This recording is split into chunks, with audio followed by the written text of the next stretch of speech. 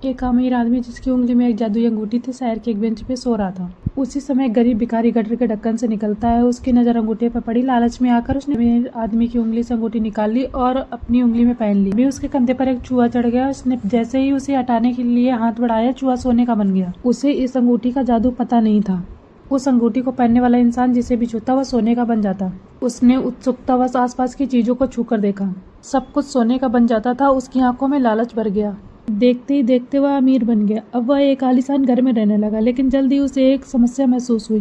जब भी उसे भूख लगती वह कुछ खा नहीं सकता था, क्योंकि जो कुछ भी वो छूता वह सोने का बन जाता। भूख से तड़पते हुए उसने अंगूठी निकालने की कोशिश की, लेकिन वह नहीं निकली। तभी उसके घर में एक सुंदर लड़की आई। उसे देखकर भिखारी समझ नहीं पाया कि वह कौन है। लड़की उसे अंगूर खिलाने लगी, लेकिन भिखारी उसे छूना चाहता था, लेकिन उसने उसे नहीं छुआ।